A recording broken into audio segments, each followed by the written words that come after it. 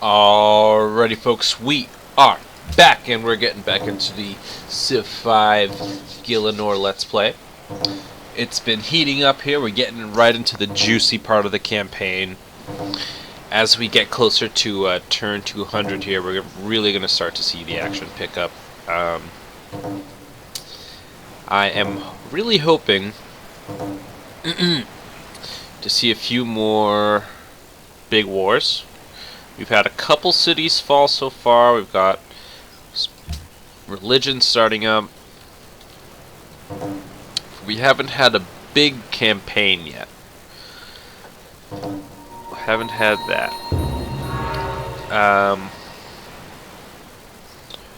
Ooh. Got some wonders going. Good job, Guthix. Built a wall. Imagine that just Guthix is just so opposite in this Let's Play than I would imagine him. He's from Ardoin. He's expanding a little bit. He's building walls. He's like, let's build a wall. Come on, Guthix. This is not you. The Incans are doing well for themselves. That's sarcastic. They're doing really bad. They have only a couple troops here, and oh wait, no. That I forgot. They're the ones that took. It took Ubusk. I have no idea how to pronounce the Bandosian city, but they took it. That's why their army looks so small, because the rest of it's up here, and some of them died. So no, yeah, they're doing pretty well for themselves. And what's this here? Ah, I think I saw this alert and then forgot it because I was talking about something else at the time, but they also took Delhi. So they have crippled 2 different civs, actually. That is brutal, Inca. They are merciless. Really?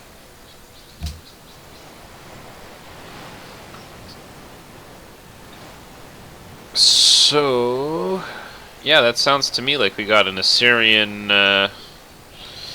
Songhai war. With the siege towers, we may actually be able to see a fall here, which would be good for Syria, because they would, you know, have this peninsula to themselves. And they might be able to start getting some forces in to the rest of Kandarin, like Gao tried to do with Sparta there. That Roman army still looking scary. Has not changed. Got a little bit of a sniffle there. Excuse me. Okay. So we've got a Montezuma versus... Oh yeah, their Novgorod went, as I suspected. Where's old Austria? Have to find that. He's fighting Montezuma.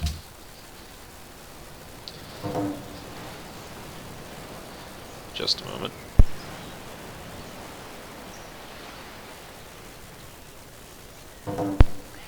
Okay.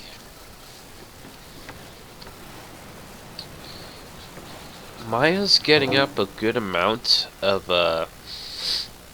their special unit here, but that special unit, I'm not sure how good he's gonna be. I have not actually played Maya before, so I have no idea. Maybe it's pretty good. Maybe we see a little bit of turnaround. That would be interesting.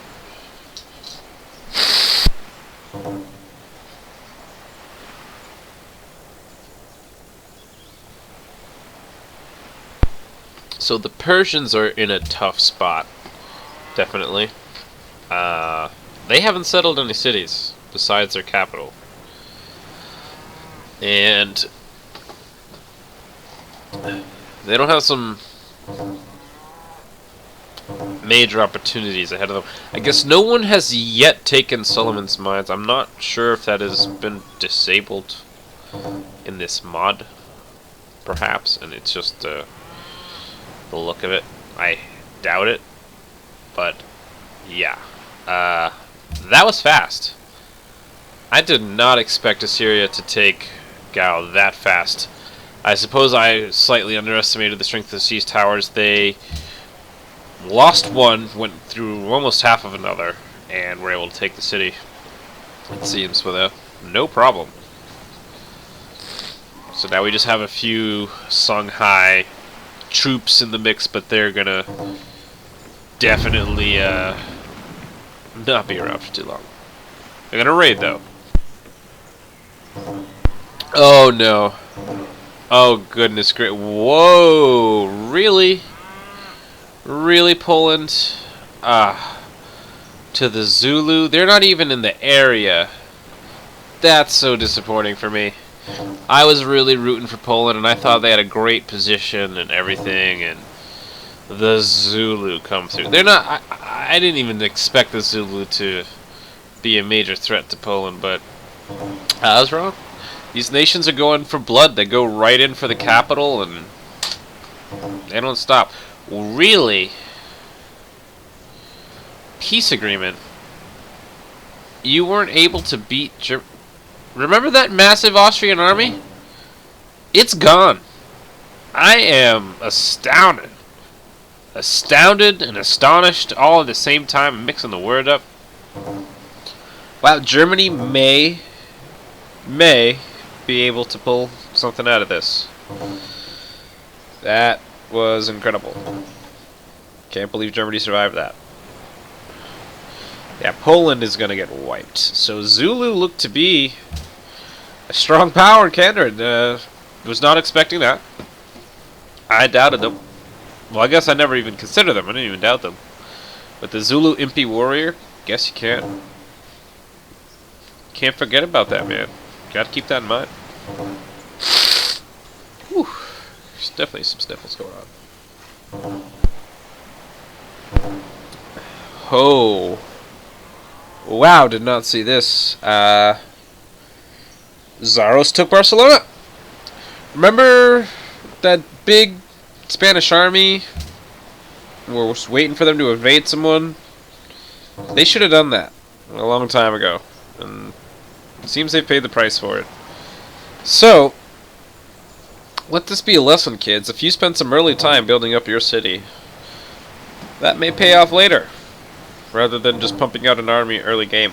And I will actually admit, when I play myself, I tend not to pump out the early game armies. I do a lot of my conquering in the mid game when you have some stronger units. Unless you're playing a nation like Syria, then early game is your time. Okay. This looks to me like another one of the Inca's little dirty moves here. This could be an attack on Arduin. Really? You ain't doing so bad here, Bismarck. Huh. Maybe a dark horse. The Indonesians are the Fremenic.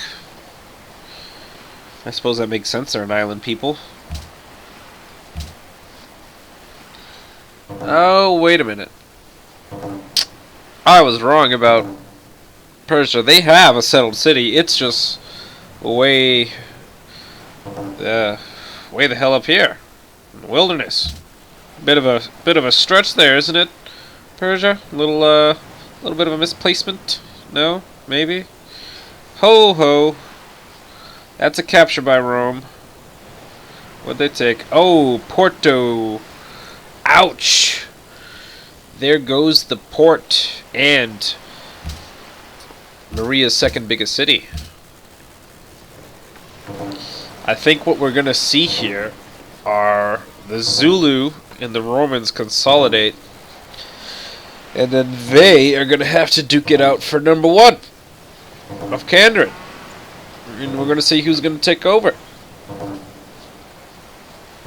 Placing sort of my top civs so far, from what I've seen. Rome's definitely in the top 3, top 5. The Inca, I mean, they've taken 2 capitals. It's hard not to put them in that top 5 category. Let's see. Who else impresses?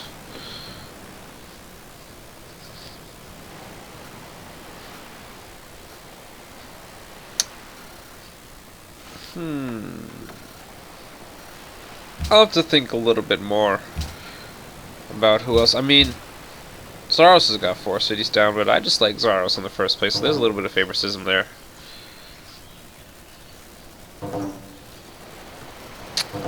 Yeah, I mean Zulu, Rome, they're looking real good, so that is the question.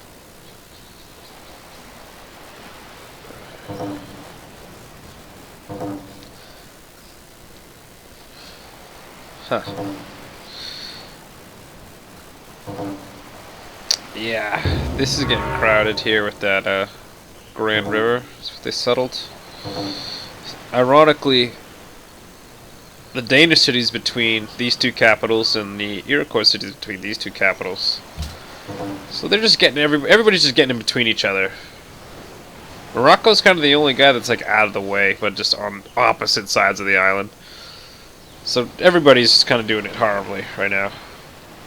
Honestly, I think Siam's got the right idea. They spread their stuff out away from these guys. Somebody should take the end of it here. The end of Krumja.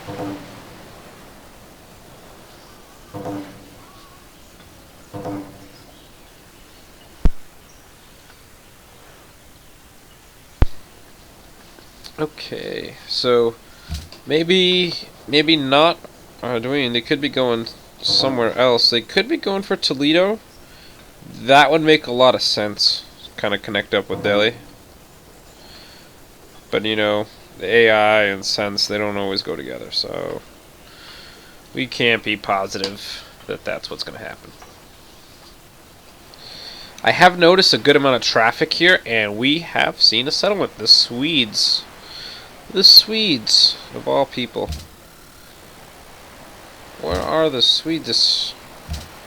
Yeah, their homeland is not close. But if you're going to be a fringe nation anyway, you know, might as well follow through, right? It's weird how we have just like these satellite settlements all the way up here.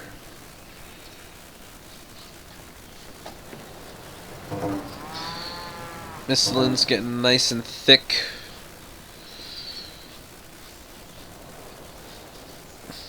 Hope not doing too bad. They're a little bit tall there, but kind of bad because he's not settling enough. There's not a lot of room to settle in, but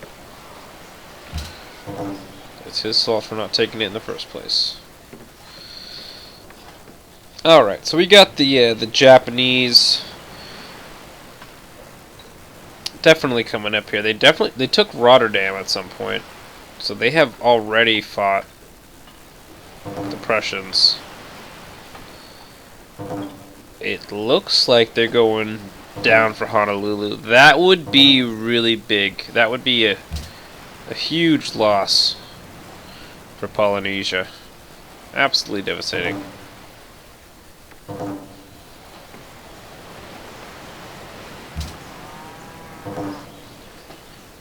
Okay.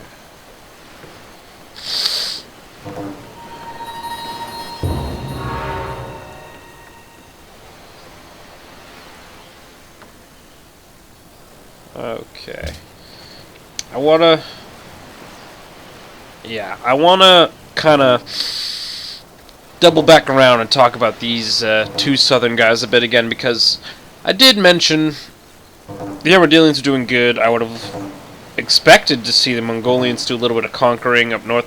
They have not taken that opportunity, and they're really hurting on time to do that. At the same time, I think a problem for them is they probably don't have horse resources and probably can't trade for them. Without that, they're not going to be able to use their special units. Without their special units, the AI is just not going to be as confident. And they are very much boxed in here by the armored aliens. And they took Braga off of Portugal. So Portugal's not doing too well for itself at this point. We could see a consolidation by the armored aliens. What would confirm that for me is Constantinople. I mean, we have a single unit defending Constantinople, and it's an ocean unit at that. So the armored aliens have a lot to gain by taking out Constantinople. And I mean, look at it; it's very upgraded. It's a perfect city for them to take. It's because it'll be 7 pop for them, bigger than either one of their second settlements. It would be their second biggest city, even conquered. Okay, now we're starting to get a ton of alerts, which is why I originally had off sound effects. That's gonna go back into effect here. We'll just keep that off from now on. The sound of my voice will soothe you for now. Oh, alright. So, it seems to me the Egyptians somehow snuck a city into the Elflands. My guess would be they just embarked around this little side here. Would had to have done that. Ah, and the Spanish take what could have been the 6th, Germanic city here in the northern area. Interesting. So Elflands are getting a little more mixed up than even I predicted. And Soul Wars getting tight. Getting tight. Right now the biggest army in the place is Napoleon. He's rolling out right now with the strongest army, but there's time. There's time. Washington isn't forgetting, but he's a bit behind. Could use a little bit more.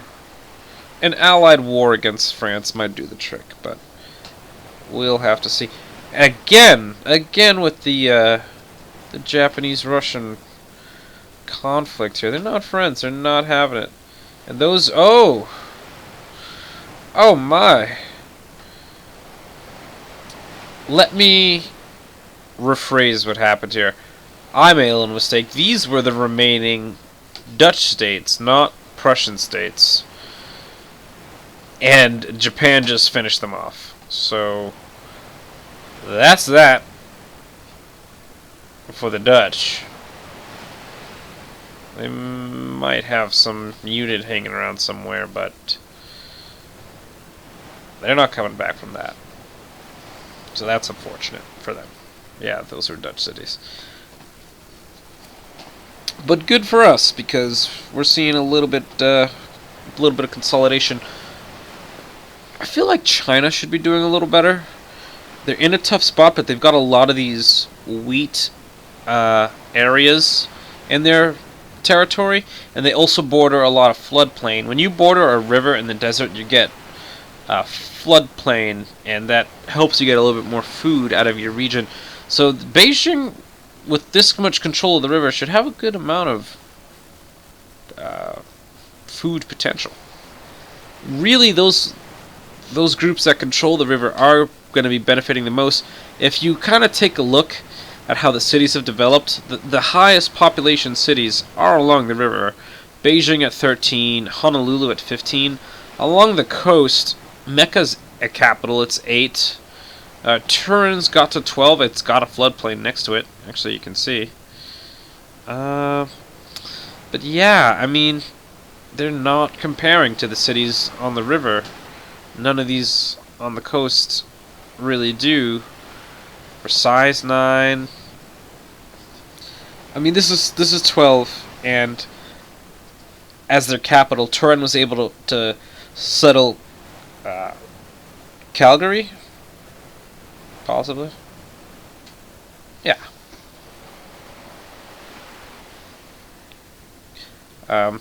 however you pronounce that.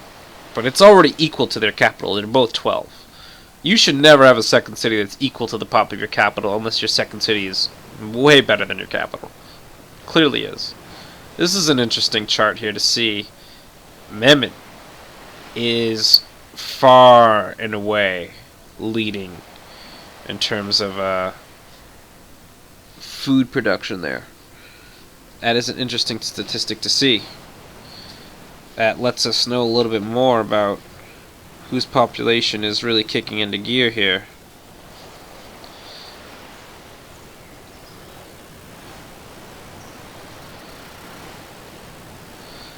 Well, what that's going to mean down the road, we can't be sure.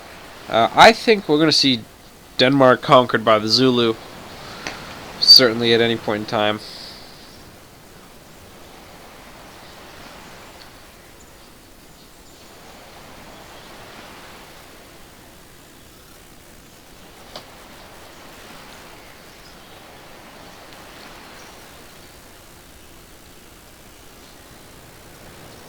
Oh my.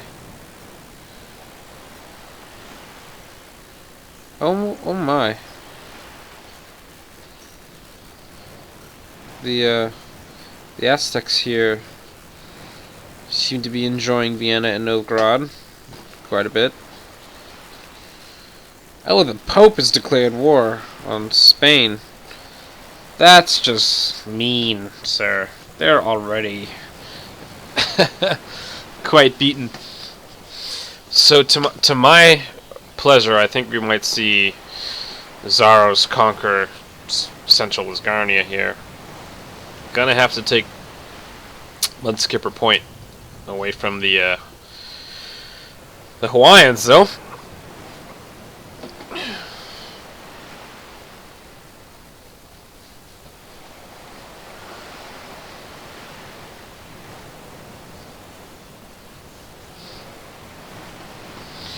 I like the Ottoman coast here of Mauritania. It's just a solid region to hold. It's defensible. They have a little bit of opportunity for expansion in terms of a silent anyway. A little bit of room. With the right alliance, they could certainly attack someone if they've built up an army, but it looks like Mauritania's not that heavily armed of a region to begin with, so perhaps that's why they haven't rushed to build an army. It's like some region of these world, like the wilderness, especially this area, lots of armies moving around here. Let's definitely not forget Kandarin, heavily armed. And then some regions of the world are not really concentrating their forces here. I'm going to give it this last turn. Oh my goodness. Armadillions expanding. They have taken Lisbon. They're moving along. My goodness, we are seeing a strong game out of these guys here. 2 cities, that's good. So I asked at the beginning of this episode for more extensive military campaigns, and I have received. Can't complain there. I think we have a lot of things going on. We have a lot more to expect. In the next few episodes, we're definitely going to start to see those major powers consolidate and form up. Let me know what your guys' kind of top 5, top 3 civs. Who do you think is going to win? Who is going to win? Great question. Whoever gets that right gets a prize. We'll figure out what that prize is. See you next time, guys.